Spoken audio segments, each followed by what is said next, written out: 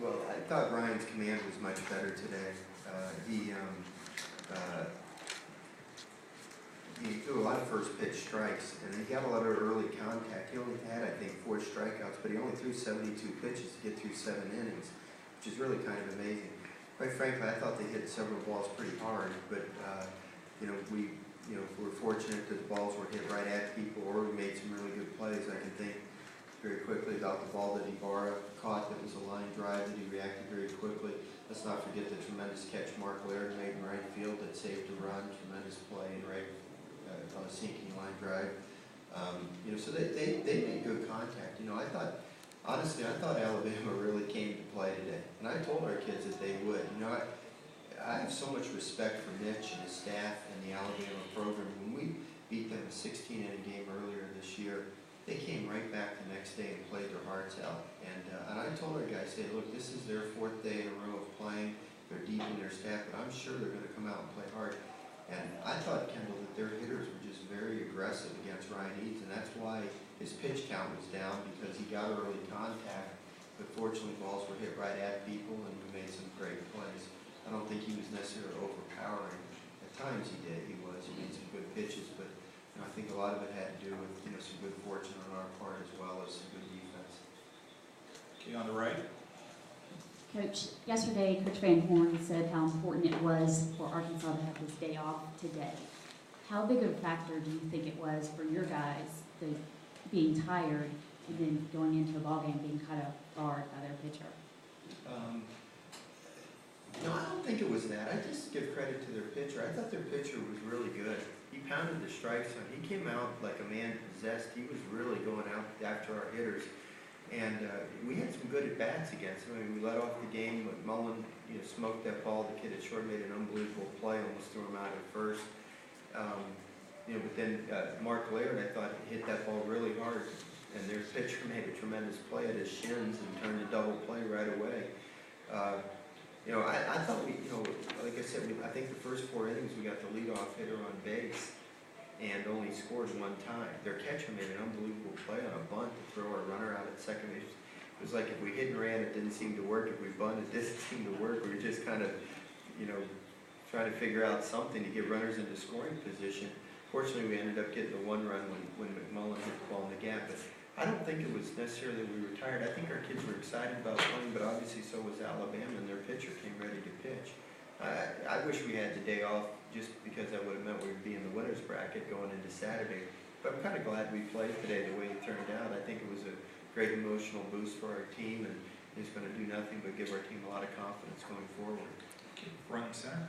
Coach, this is a pretty good time for your starting rotation to pitch the way they did this weekend. How much better could you feel moving into regional play the way those 3 pitched this week? Well, that's a very good point, huh? They all pitched great, and this ballpark allows you to pitch great because you can be very aggressive. It's very difficult to score a lot of runs. I know I'm certainly going to get some questions about our offense, but really when you look around, really none of the teams are having great offensive days here. This is really a tough ballpark, and today the wind was blowing in.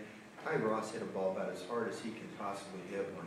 I thought it would have been out of Yellowstone, but the wind kept it in. McMullen hit a couple of balls last night that I thought were absolutely crushed. It works both ways. I mean, I'm sure the other teams would feel the same way that they hit some balls. So, we just, I think our pitchers pitched great. They pounded the strikes. And Ryan only had the 1 walk, and it came back to bite us. I think Noel only had 1 walk yesterday. I don't even remember if Glenn had any walks. If he didn't, but hit 2 batters, if I'm not mistaken. So when you get 2 walks in 3 games from your starting pitchers in a ballpark that's conducive to pitchers, if you throw strikes, then I think the guys are doing a great job. Okay, front and right. Coach, what was the mindset with Rafe in the 9th innings? Had kind of a tough day today with the 3 double plays. Yeah, I wasn't going to bunt. First of all, I don't play for the Tide when you're on the road. Okay, even if he'd have bunted him over and we got a ground ball single, hey, they still had a chance to walk us off in the bottom of the 9th inning. So I just am an old traditionalist when it comes to that. I just don't like to play for the Tide when you're on the road. Secondly, he's our middle of the order hitter. He's been driving in runs for his whole career, and I wanted to let him hit. I did consider a hit and run play, but I didn't do it. I thought the kid was starting to get a little bit tired, and I was afraid he might unintentionally throw one out of the strike zone that Rafe couldn't make contact with. Unfortunately, he made a really good pitch. Unfortunately for us, he made a really good pitch, got in on Rafe. Rafe couldn't do much with it, and got jammed, hit the ball to the short stop, and they turned a double play. But it's sometimes baseball can be that way, Luke. It just gets very frustrating. We tried to hit and run several times, they couldn't really get it done. We tried to sacrifice bunt one time, even with a good bump, they threw the runner out at second base. And when we didn't do anything, we hit into double plays. So, it was just bad baseball fortune for us today. But fortunately, in the end of the game, things worked out. Okay, on the right.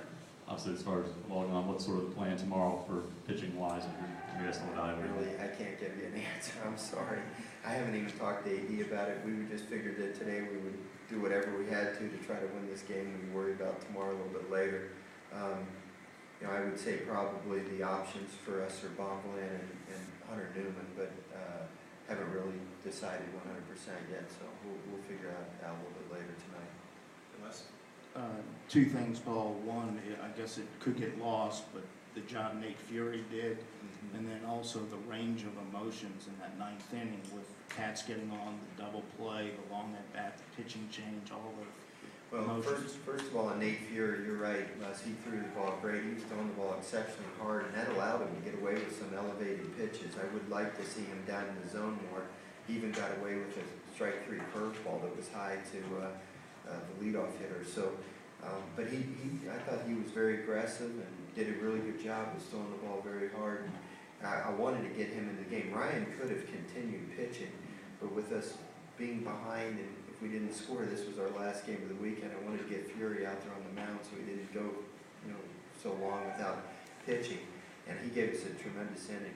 As far as the range of emotions, I've been in this business a long time, Les, and that was it in a nutshell right there. That's the widest range of emotions you go from.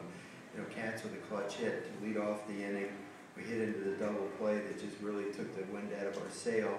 Then Ibarra comes through with a base hit, pinch runner.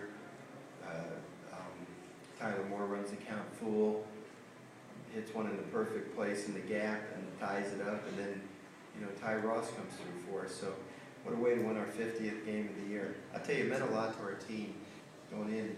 I don't normally talk about these kind of things right before the game because you just want to, get in the mindset of competing. But it meant a lot to our team to get our 50th win while we were here and our 50th win before we got to double-digit losses. I think that was quite an accomplishment.